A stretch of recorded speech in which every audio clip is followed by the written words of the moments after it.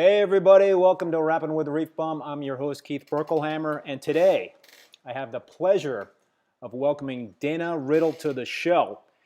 Dana is a very well-known person in the reef keeping hobby and has written numerous articles for publications such as Seascope, Marine Fish Monthly, FAMA Magazine, the Masna Newsletter, Advanced Aquarist, Planted Aquaria, Manhattan Reefs, and others. He has also published a book in 1995 called The Captive Reef, and in 2011 he was awarded Masna's Aquarist of the Year.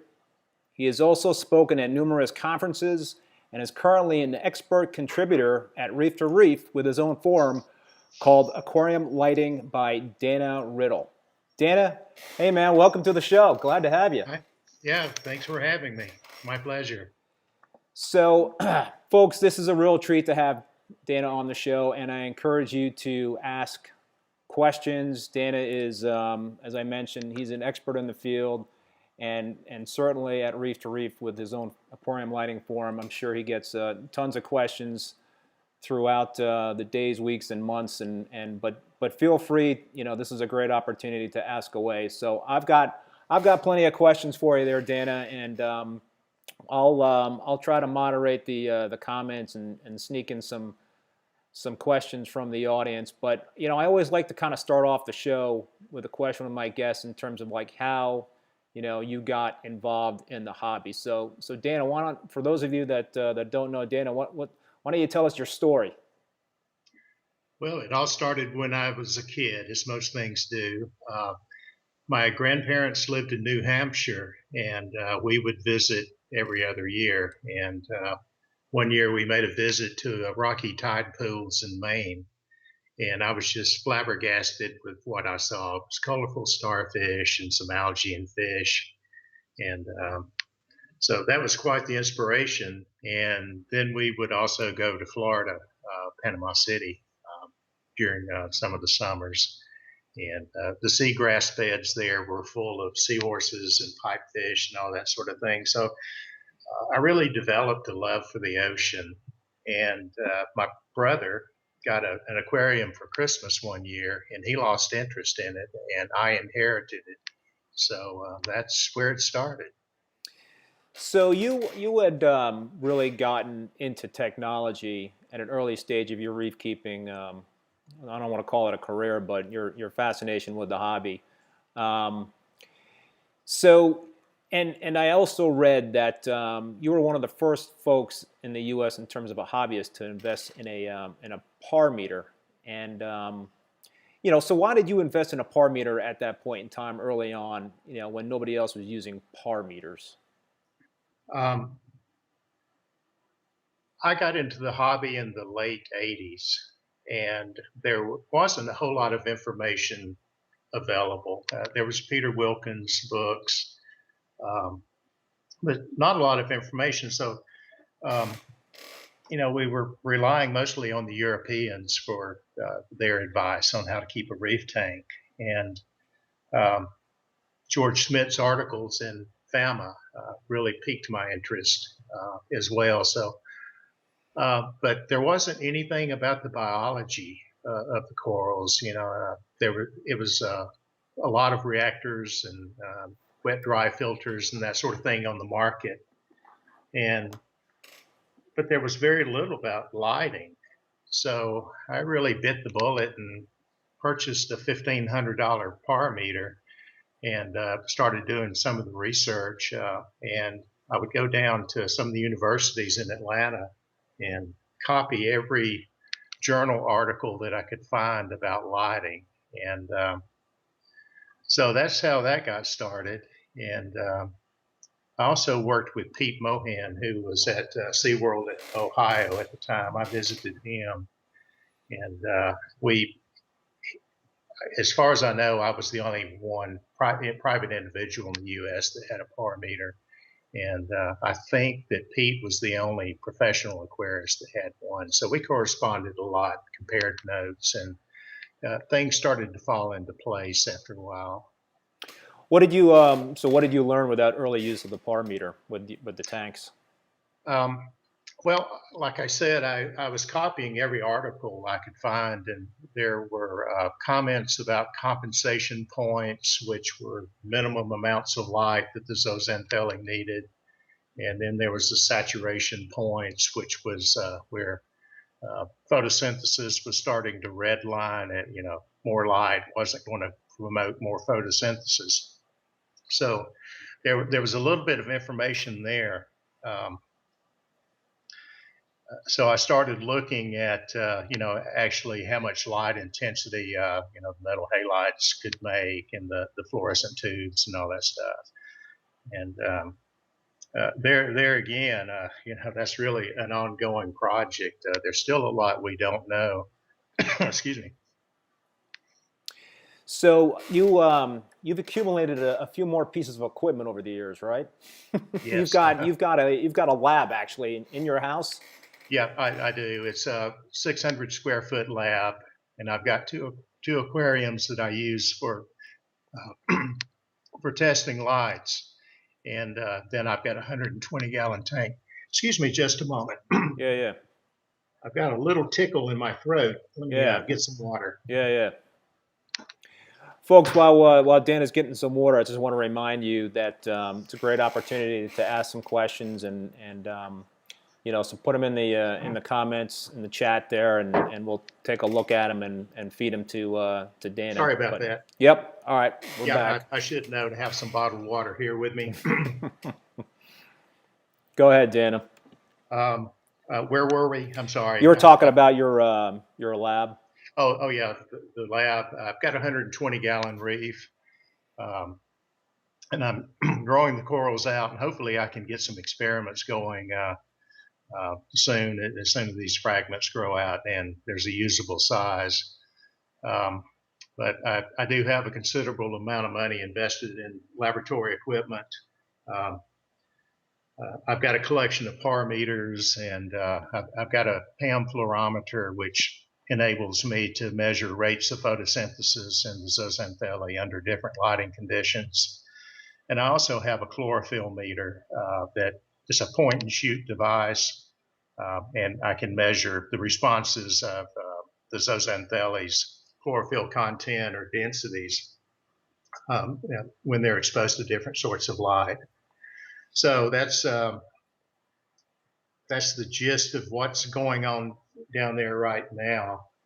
I wish the corals would grow a little faster. I'm a little anxious to get started, but I'm doing the best I can. So, obviously there's a lot of things to talk about about aquarium lighting, and you and I were talking before the show in terms of kind of like what the history has been in the hobby, and I've been keeping reef tanks for many years, and I've had a lot of success using metal halides and T5s as a combination, but it seems like LEDs are certainly the most popular form of aquarium lighting out there today. How have you kind of seen the evolution of aquarium lighting from the VHO, the T5s, the metal halides, and now it seems the predominant form of aquarium lighting being used are LEDs? When I got started in the hobby, the big debate was fluorescent lamps or metal halide, and I actually built my own reflector that it was metal halides and the actinic tubes. So that eventually caught on. There was a time that metal halides were considered a poison to corals because we didn't understand how some corals responded to too much light. So we went through that phase where it was fluorescence or metal halide, and both would work. I went to work at the coral farm, and we used strictly metal halide lamps, 400 watt Iwasaki 6500K lamps over the coral vats. Then it was about 2000 or so, a fellow built a little LED module that he sent to me to test, and he was wondering if they would work for aquariums. So that got my interest started in LEDs. I built my own LEDs for a while, and then PFO came out with their Solaris luminaire in the, gosh, I don't know, what was that, 2005, 2006, something like that. So one thing we're seeing now is some people are actually migrating back to the metal halide lamps, which, you know, is perfectly fine. There's no such thing as a best lamp or best light. If you look at the spectral absorption characteristics of, you know, say green algae versus brown algae versus red algae, they're different. As far as the light intensity goes, the corals are highly adaptable there, and of course we see that with both intensity and the quality of light that they receive. So Dana, why do you think manufacturers? Well, let me start this off differently. So, you're according to what you're seeing, metal halides are starting to gain some more popularity. Why do you think that is?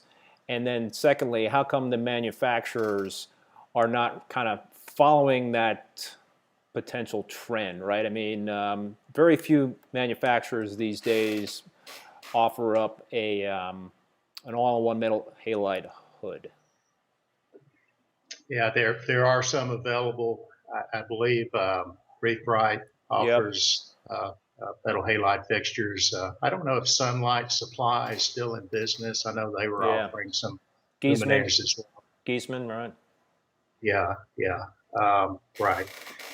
I think one of the things with LEDs is these lights can be very, very powerful. They can produce more light than a metal halide lamp can in certain situations, and it depends on the optics used on the LEDs. And also, you've got a very focused light. The metal halides tend to make a broad spectrum, and not all of that light is usable in photosynthesis, where most of the LEDs that are used, you know, there's not much waste light to those. And that's something else that really needs to be investigated more, is how these corals respond to this almost laser-like focused spectral quality. Is that why we're seeing diffusers being added to LED fixtures to kind of help even that spread a little bit and eliminate hotspots? Yeah, you know, that definitely would help get rid of the disco effect. I think that's what it's called. Personally, that doesn't bother me any, but some people don't like it. Yeah, but if it doesn't come with a diffuser, you know, you really, really need to be careful. I just tested a light recently that the light was 9 inches off the surface of the water, and at full intensity, I was getting almost 1,000 par. At the bottom of the tank, it's at like 17 inches. And wow. You don't want to do that, in my opinion. I mean, that's, unless you're looking for great color on your corals and the coral can take that amount of light, you know, you're really getting in the danger zone where you can over illuminate. So what I would recommend is, and most everybody knows this, I hope, is to get some sort of light measuring device. And this happens to be from Neptune Systems. If you've got an Apex, Neptune Apex, this you can get the module, and I think this is like $300. If that doesn't work for you, I highly recommend this. Of course, this is portable and it can go from tank to tank. This is an Apogee MQ 510 par meter. So, what does that one retail for? Do you know? This one, I think this is like $590. Yeah. No, it's $538. $538. Yeah. The Neptune Apex is right at $300, and this one is $538. What would you say is a good zone, if you wanted to keep like an SPS dominant tank, let's start with that. For par, what would you say is a good range for par for an SPS dominant tank? At the bottom of the tank, you probably want to have a par of about 200. And if you're looking to promote some of the coloration, the sky's the limit. We were growing some of the purple monster acroporas back in the 90s under a par value of like 800 or 900. And wow. Yeah, so we were really blasting them with light. Of course, they were solid purple too. I mean, they really colored up well. One of the issues that we have is if you just measure the par, I mean, if you've got a lighting system that's on a timer and it just comes on and off like a metal halide or a fluorescent lamp that's not dimmable, just measuring par, if your system can ramp up and down, you've got three options. You can either sit there all day with a par meter and take measurements every 10 minutes, and record that intensity. With the Neptune device, it will spit out an average at the end of the day. And same thing with the apogee meter. This can calculate something that's called the daily light integral. And I've got a little sign here to try. I don't know. Can you see that? Yeah. Yep. Okay. Oh, you determine the DLI by measuring the PPFD, or the photosynthetic photon flux density, as is reported as micromole per square meter per second, times the number of seconds in the photo period, and then you divide by 1 million, and you arrive at mole photons per square meter per photo period. And I've got some numbers here. When I was in Hawaii, I don't know, can you see the bottom of the page there? Yep. This was at Kahalu Beach Park, which was about a mile from my house. And this was in shallow water. It was anywhere from 3 to 5 feet, depending on the tide. And these were the numbers that I arrived at. The November DLI was 16, February was 22, and late spring, early summer was 30. Now, if we do our algebra backwards here, the DLI of 16 is an average of 370 micromole for the photo period. The 22 DLI is 509 micromole, and the 30 is 694 micromole. So it's obvious that we can match the amount of light in an aquarium. And so, that's one reason you need to be careful, especially with some of these LEDs that have these lenses that really focus the light. I'm growing, it's called a strawberry shortcake acropora in my tank, and it's in the bottom of the aquarium. It's in like 18, 19 inches of water, and it's growing very well at 200 micromole. And the DLI works out to be 7. So it's just a fraction of, the light that's available even to a shallow water coral in Hawaii. So anyway, bottom line is try to maintain that 200 at the bottom of the tank for SPS. And, the rest of it just depends on the depth of the tank and that sort of thing. But like I say, be careful. You don't want to put a shallowest coral at the top in an aquarium that has that much light at the bottom. They're going to cook it. So, it really depends on what you want to keep. But in general, if you've got a branching coral that's going to do some self-shading, give it at least 200 micromole. Yeah, one of the other things that I've heard just anecdotally in terms of people that have been using LEDs and potentially are considering a switch back is that I think they're being a little inconsistent in terms of changing up the settings too often. And I know one thing with an SPS dominant tank, or even with LPS, but more specifically SPS, is that they love stability, right? So if you're kind of tinkering a lot with LEDs and changing the intensity or changing the spectrum, that can't be good, right? You know, I've had several discussions about this. I suspect that people will kill their corals. Maybe they're at work and they're bored and they get on their phone and start playing around with the intensity and the spectrum and the photo period and all that sort of stuff. You know, just set it, get 200 at the bottom, live with whatever you've got at the top, and make proper placement of the corals, and leave it alone. You know, don't change it. I mean, if you do, you know, do so maybe 5% a month, and you know, keep a close eye on your corals and make sure that they're responding in a positive manner. See, it's so easy with metal halides and T5s, right? You just turn them on and there you go.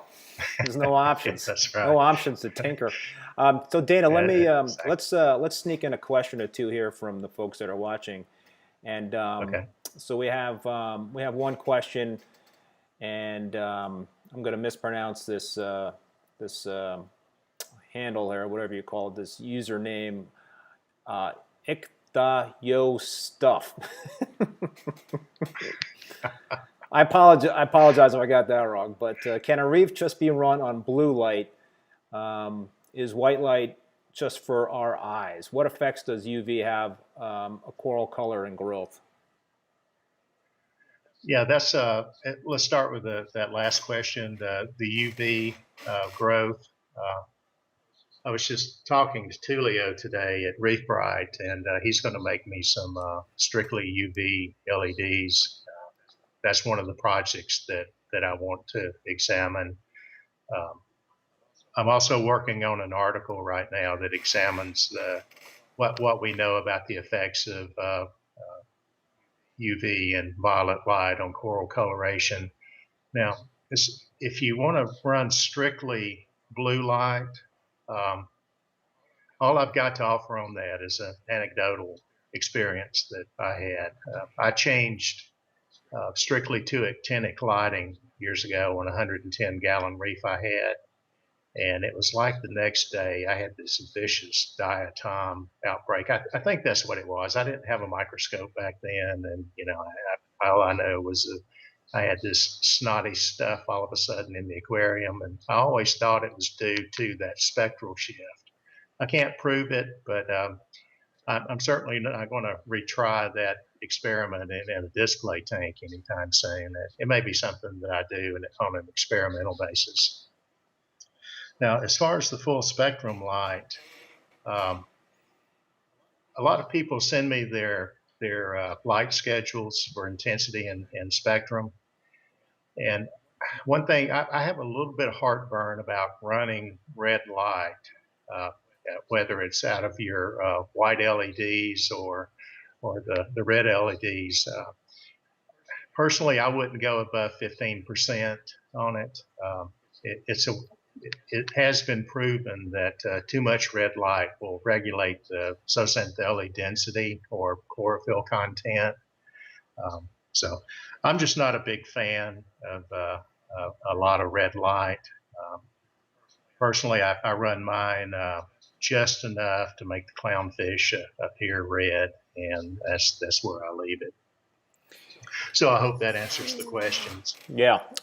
All right, so we have another question from Saint Nova. Question for you, Dana.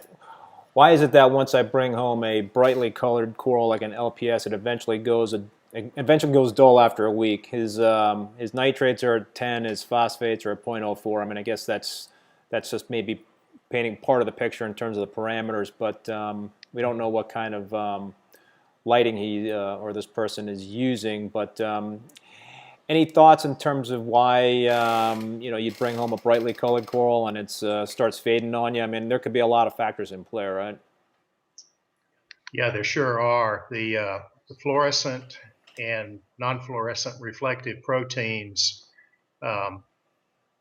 The part that actually is colorful is within a barrel-shaped housing that protects that protein, colorful protein, and it doesn't take much to bend that protein out of shape. And if you bend it, it could increase in color or it could decrease in color. And this is not strange. A lot of the dyes that are used in aquarium reagents, they change color with pH. Well, the same thing can happen in a coral protein. pH can affect it. Metals can affect it. If you have, say, too little of some sort of element, that could cause a shift. Mainly, though, it's going to be the light intensity and the spectral quality of the light. I've seen some really spectacular tanks that are running high nitrate and phosphate levels, certainly higher than I run mine. And it's really hard to say. You've got to look at this on a case-by-case basis, and it depends on what kind of coral it is too. Some of them just don't respond to a lot of light, while other ones love it. Yeah, no, so true. There are just so many things in play in terms of corals losing colors. I mean, you could have similar tanks with similar parameters, and you put a coral from one tank into that other tank, and it might lose that coloration in that tank with similar parameters. I mean, there's just so many things going on. That's kind of a hard one to decipher unless you're really doing a lot of in-depth testing, side-by-side A/B type of testing, on the corals and keeping all the parameters and other conditions constant. It's just changing one variable, but that kind of sounds like what you do a lot of in terms of the experiments in your lab. Yes. One thing I hear a lot is somebody goes to their local fish store or a friend's house and they see a setup that's really working well, and so they go home and try to replicate that, and they write to me and say, my tank is exactly like the one I saw at a friend's house or the store. No, it's not exactly. And they're asking me, well, the corals were great in the tank I saw, but I replicated this exactly, and I'm not having any luck with it. You really got to look at things like that in depth, especially the lighting. If you've used a par meter, you know that you may have a par value of, say, 400, and 6 inches away it might be 250. It depends on the type of light and the spread and the optics and all that sort of thing. So, when someone says that they've replicated exactly an aquarium, I kind of bite my lip, and because that's impossible to do. Yeah, no, it's a challenge. All right, so Dana, in terms of the lab and testing lights, you're testing some of the new lights that are coming out onto the market these days. Uh-huh. Can you share some of the results from your lab testing? The Radions just came out with the Gen 5s. There's a new Philips Coral Care Gen 2 fixture coming out. Can we talk about some of those lights and how your impressions of those lights? Yeah, the Radion, the light that was sent to me to test, it was actually an aquarium society in Minnesota. They sent me actually 3 lights to test. I'm sorry, they sent me 2. One was the Reef Breeders. I was impressed with that light. I liked it. I don't want to sound like I'm pushing one brand over another. I try to stay neutral. But I think if you were to investigate lights and you decided on a Reef Breeder, you would do okay with it. Certainly it made enough light, and it's fairly inexpensive, compared to some of the other lights. The other one was a Radion Generation 5 XR30 Pro, which is mostly for freshwater aquaria. It's not as heavily weighted toward the blue as the other Radion is. Be very careful with that light. That light makes a lot of par. If you decide to go with one of those, definitely get a par meter. If you crank that baby up, you're in danger of really cooking some of your corals. The Philips Coral Care light, boy, that's I understand that's not the light that was initially introduced in Europe.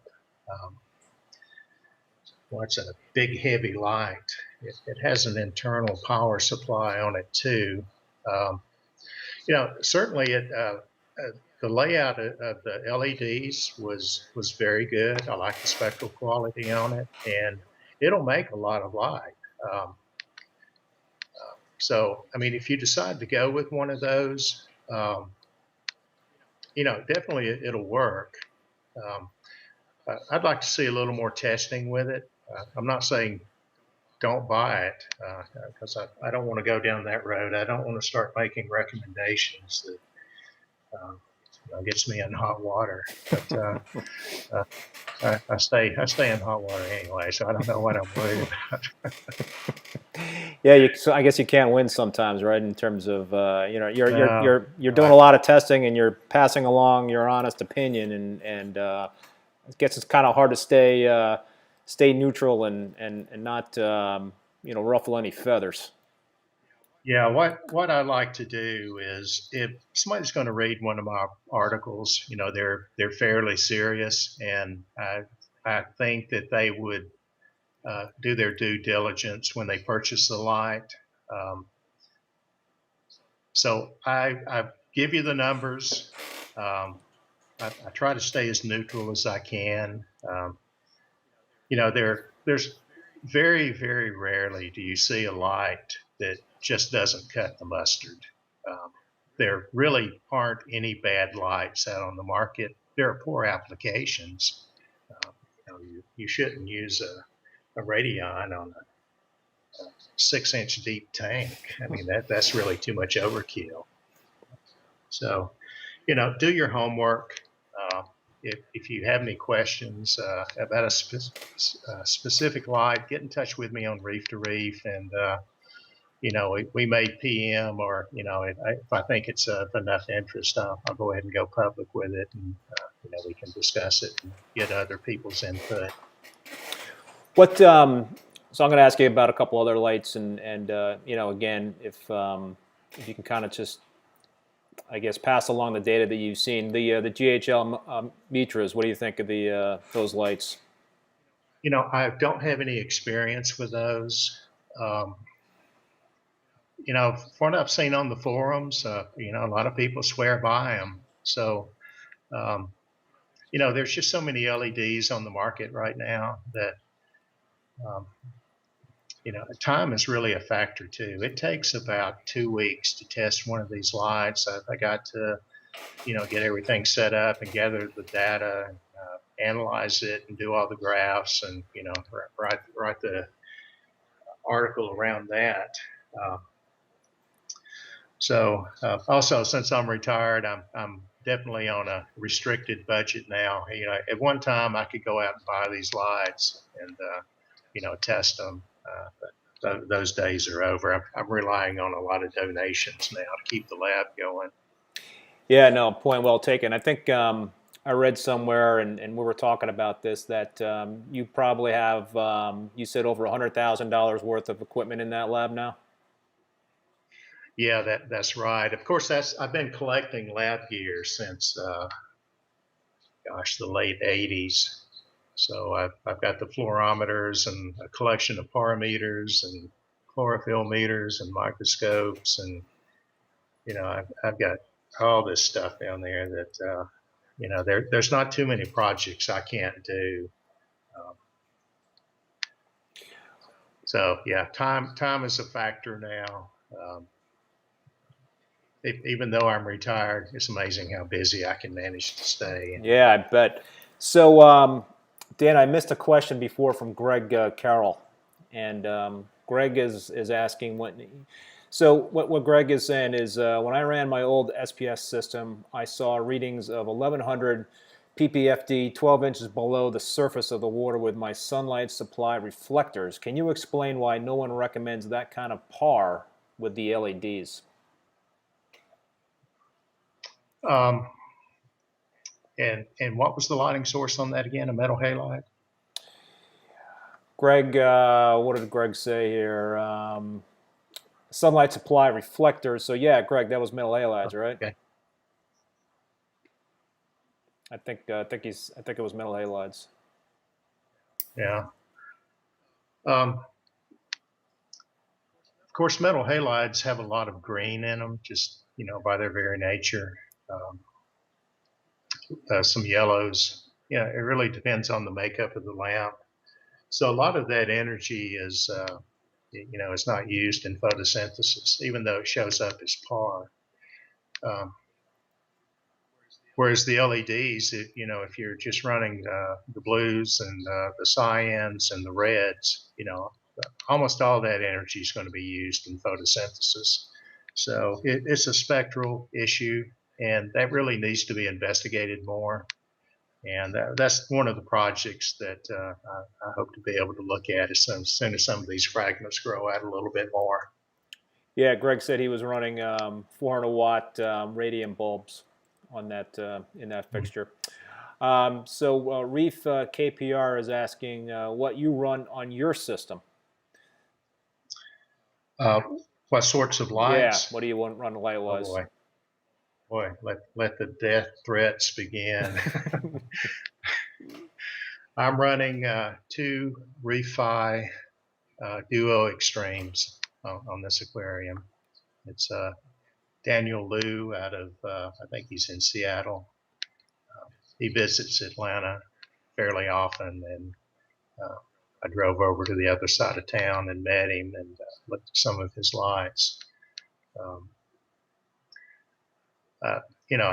That's what I'm using right now. I used some of the Noah Psyches for a while, some of the Orphex, and I don't have anything against those lights.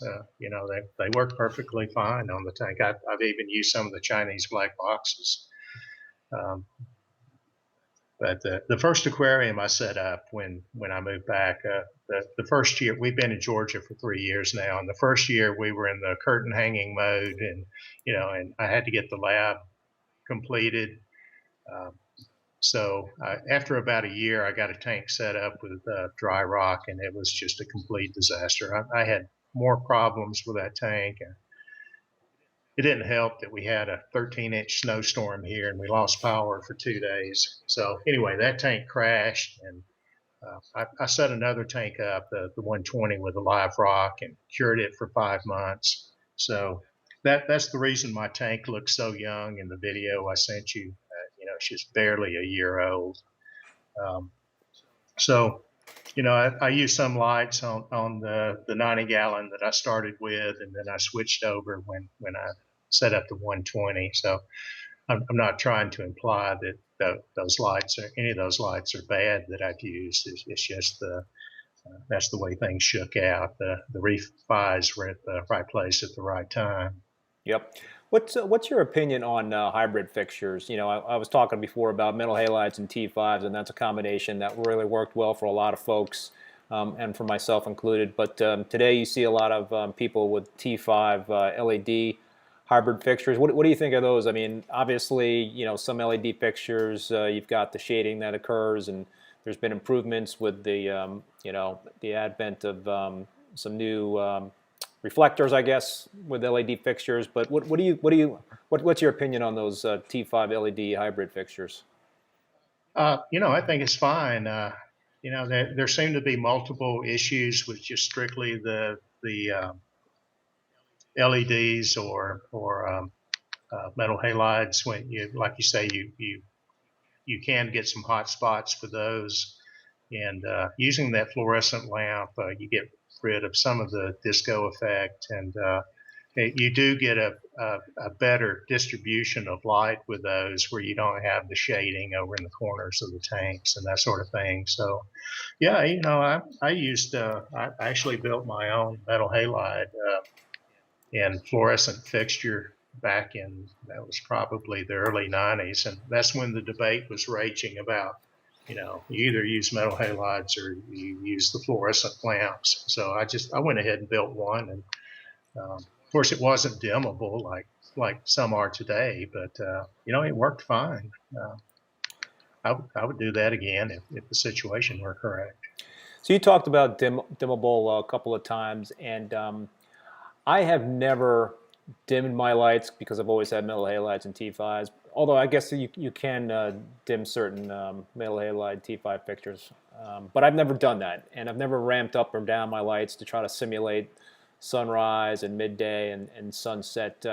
How important is that for a reef tank in terms of being able to kind of ramp up a light schedule, ramp it down? Since I've never done it, but I've had success, doesn't mean that's the right, that it's okay to do that. I mean, would you be increasing your chances for success if you did that sort of thing?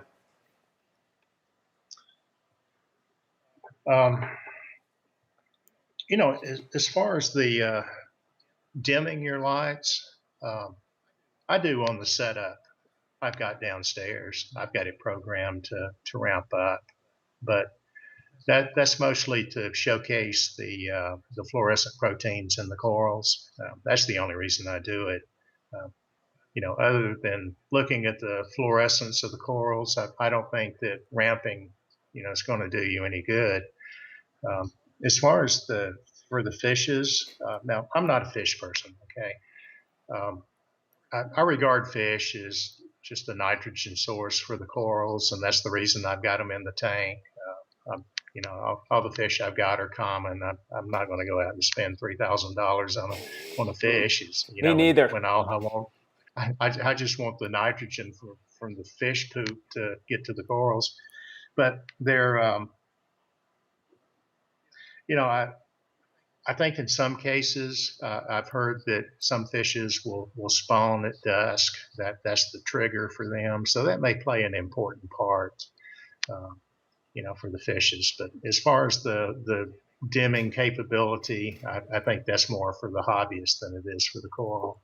What about simulating moonlight? Do you think that's an important thing to do? Yeah, there have been some studies. When I was in Hawaii, I would go watch the corals spawn, and I did a lot of research on that when I was there. And in some cases, the moonlight does seem to play a role as a biological clock in in the timing of the coral spawnings, where with others, it doesn't matter. That the coral senses the onset of darkness, and that sets the clock. So yeah, I mean, if you're going to use moonlight, try to keep it down to a minimum. I know the Reef I have, I can adjust the blue moonlight, and I run it about as low as you can. And so, it really depends. Moonlight can be an important factor. I have no idea what it might play for the fishes. I've just never looked into it. Yep. All right, so Dana, I have another question for you, and then I think my question dovetails pretty nicely into another question that St. Nova has. So I'm going to ask my question first, and then we'll get into St. Nova's question. And again, folks, if you have a question for Dana, feel free to ask away. So Dana, can you talk about alkalinity and how important that parameter is in terms of how it influences the rate of photosynthesis? Is there an optimal level of alkalinity you should strive for to kind of optimize growth and coloration, especially for SPS? Yeah, there was a female scientist, Marabini, I think was her name. She did studies back, I think this was in the 80s, and she determined that higher alkalinity played a big factor in promoting the coral growth. But I wondered why. She never went into the why. She just said that it did. and I was in Hawaii, and I did a little 1-year study for a magna project. And using a PAM fluorometer, I was able to look at the rates of photosynthesis in Parietes corals at different alkalinity levels. And what apparently is happening is we all know that plants and zooxanthellae need a fertilizer, but they also need a carbon source to make the sugars. And carbon dioxide can be in short supply in the ocean. So corals can use alkalinity, and they convert the alkalinity over to a carbon dioxide using an enzyme. So that is actually the carbon source what the coral can use to make the sugar. And what I found is the higher the alkalinity level, the higher the rate of photosynthesis. Now, I only use Parietes corals. I don't know if that applies to all corals. And I strongly suspect that the alkalinity burn that you see on some of the acropora is due to a rate of photosynthesis that is so high that it overwhelms the natural defenses that the coral has, and these oxygen radicals produced by photosynthesis and the hydrogen peroxides and all that sort of thing, overwhelms the enzymes that protects the coral and burns it. At least that's my opinion. I didn't have access to acropora when I was in Hawaii. I do now, and that's something I want to revisit. But I think the 3 or 4 experiments we've talked about now, I may not have enough years left to get all this work done, because it takes a lot of time to go in the lab and get the protocol set up. And so anyway. I bet. What is like that high range of alkalinity considered? Is it over 10 DKH, or is it like 9 plus? Yeah, I'm running my tank right now at 9 without any problems. I've got a Neptune doser that are the dose pumps that I can monitor or meter that into the aquarium. I don't think there's any real reason to go much higher than 9. In fact, with some of the acropora, you get up around 12 or so. Actually, I think that's a little bit crazy, a little dangerous. I'm not saying it won't work, but I've seen too many reports of the acropora burn when the alkalinity gets too high, and I think it's because of those factors that I mentioned, that the coral is actually burning its tissue up. Yeah, I shoot for 8.5 in terms of my DKH for my SPS dominant tank, and I see that Reef KPR is running the tank at 8.6, and Greg is always says he keeps his alk on the high side. Greg, you might want to comment what that level is. I'd be curious myself. I probably asked you that when you were on the show. I forgot. So the question from Saint Nova is to you, Dana, and this dovetails on my question about alkalinity. What would be your ideal parameters in terms of nitrate, phosphate? We talked about alkalinity, calcium, mentions PAR, but we already kind of talked about that for a mix. This is for a mixed reef. What would you be shooting for in terms of those basic key parameters? The tank I have is a mixed reef. I've got a sarcopite and then a couple of gonioporas in it, as well as the acropora. I like a little bit of motion in the tank, so that's the reason I've got some of those fleshy guys in there. Richard Ross has done some work with phosphorus, and he doesn't get too concerned if your phosphorus levels get too high. And like I say, I've seen some tanks, really nice tanks, that run fairly high phosphorus levels. Personally, I run mine. I think the last time I checked it, it was like 0.04 for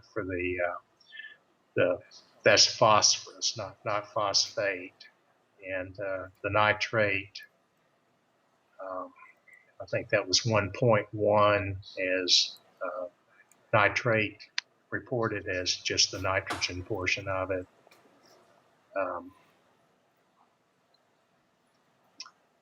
calcium, I run that at 425 to 450, and I try to keep a natural ratio there. The higher the calcium level, the higher your alkalinity and the higher your magnesium should be. So they're fairly close to where I want to be. I think the calcium was 425. Alkalinity is right at 9, maybe a tad higher, and magnesium was 1300, which was just a little bit high too. But I'm just a few milligrams off. So, Dan, I got another question, kind of shifting gears a little bit again, in terms of coral and feeding them. So, what's your opinion in terms of, or what research have you done, or have you done any in terms of coral feeding with coral foods, and how that potentially can impact the photosynthesis process in terms of what they're taking in from the light? Will the coral food supplement that energy? Years ago, there was another big debate. The general thought was that the zooxanthellae will make everything that the coral needs, and hence they don't need to feed. Where that always bothered me a little bit. I thought, if that's so, why do they have mouths? So I do feed the tank. I use the Reefroids, and there's a product from that's Polyp Lab. I also use it's a Fauna Marine. I can't think of the name of their product right offhand, but it's another powdered food. I add amino acids. That's from Polyp Lab, and then I feed the fish heavily. I've got an auto feeder on it that feeds them twice a day. And then I'll go down and every time I go downstairs, which is probably 3 or 4 times a day, I'll feed them when I go down there as well. So there's a lot of fish poop in the tank. And since I started with live rock, there's a very healthy copepod population in the tank. And if I don't scrape the glass, the glass, it looks like it's got a little bit of snow on it. There's so many copepods there. So I feed the corals and the fishes heavily. And I think that's important, especially since the colorful proteins are just that, a protein. They're going to need a nitrogen source. So I try to make sure they get it. Do you think it's important to use coral food at a certain time of the day, and also turn off your skimmer while you're feeding the coral food? I don't. I also feed green water, and I've got filter socks in the sump. I don't go to any special trouble to turn the skimmer off. I'm very happy with the coral growth I'm getting. And I really don't see any reason to. And time of day, does it matter in terms of feeding coral? Well, at one time, a lot of corals, if you've got Charlie Varen's software, one of the identification factors of corals are the polyps open at night or the day. And there are some specialized feeders. Some corals only have their polyps out at night, extended to feed. But if you've got a tank where your polyps the coral polyps are out all day long, it might be best to feed them in the morning and let them digest the food particles where they've got the nitrogen and phosphorus to use during the day when they're illuminated. It's just an opinion. I haven't done any real studies on that, but to me it makes sense. So you spurred another question on in my head that, and this is a non-lighting question, but you mentioned that you use live rock. Have you always used live rock for your tanks? I did back in the 80s and 90s when you could still get the Florida live rock. That's what I used up until the time I moved to Hawaii, and of course I could collect the live rock there. There was no problem with that. In some of the experimental tanks, I used live rock. So when I moved back to Georgia, I bought a used aquarium, and it came with the dead rock. And yeah, it works for a lot of people. I'm not going to knock it, but personally, I like the biodiversity that you get with the live rock. I've got sea squirts and spaghetti worms, and the copepods came in with the rock. So yeah, personally, I like live rock. I don't think I'll ever set up another tank with dry rock, but that's just based on my one bad experience with the dry rock. Yeah, same thing happened with me. I've been using live rock for all of my tanks over all the years, and then about 5 years ago, my 187-gallon tank, I decided to just set it up with dry rock only, and I had one problem after another, and again, I'm not going to knock it either, because I know a lot of people have had great success with dry rock from scratch, but for my new tank build that I'm going to be starting this September, I'm going to be using live rock as well, because I do like the biodiversity, and I do believe that you can get that tank going quicker in terms of having it SPS ready versus a dry rock only tank. Maybe some people out there would argue differently, but that's kind of based on my own experience and my comfort level. I like the calcareous algae too. I like the color that lends to a tank. Yep. A lot of people that come over don't realize the corals are alive, and they think the live rock is actually what the coral is. So I like it, they like it, so everybody's happy. Yeah. All right, Dana, we're coming up on an hour here in terms of the show, and I got one last question for you about LED lighting, and folks, this is your last opportunity here to ask Dana a question, but my question, Dana, in terms of LED fixtures, and I'm going to be using one with my new tank build, the technology just changes so quickly, so after how many years should you really be considering getting a new LED fixture? If you buy an LED fixture, is it like after 3 or 4 years pretty much obsolete, or if it's working for you and there is a new shiny toy out there, is it just fine to hold on to it? I mean, I know it takes many years for the LED lights to degrade, right, in terms of their intensity and what have you. So that's, I guess, not really what I'm asking. My question is that it's just the technology is just changing so much, and there's so much innovation with that type of lighting. Will you have to reinvest in a few years with LED lights? No, it really depends. I saw Jack Kent at one of the Atlanta coral swaps, and he sent me a paper after we discussed the LED lighting. And this paper went into great detail about things that will degrade LED lights. Humidity can do it, moisture. If your fans go out, the heat is going to get to that LED. The LED, after a while, the housing can crack on it. If you keep it cool and keep the moisture out of it, and probably the only real issue you're going to have is your power supply is going to go out. It depends, but under the right conditions, I don't think that there's any reason that you can't get the 50,000 hours or 60,000 hours out of an LED light. Of course, they don't last forever, but then no light does.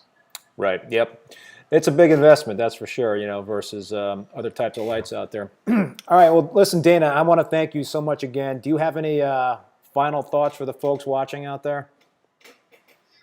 Yeah, if you have any questions, get in touch with me on Reef to Reef. I'll be glad to get to those when I can. Some days I get absolutely snowed under, and I just can't get to them. Sometimes, an email or a message will get lost in the shuffle. Remind me, but I'll do my best to get back with you. And, if you've got any issues, maybe we can get them sorted out. All right, Dana. Well, listen, thanks again, man, for being a guest. I really appreciate it. I'm sure the folks really enjoyed the conversation that we had, and you can certainly put some other questions in the comments below on this live stream, or like Dana said, you can reach out to him on Reef to Reef. So just want to remind folks, my next show is going to be next Thursday, August 6th, and this one's going to be at 5 p.m. Eastern Standard Time, and my guest is going to be Chad Clayton from Reef Nutrition, so I hope you tune in for that show. So until then, be safe out there and be well. Dana, take care. All right. Thank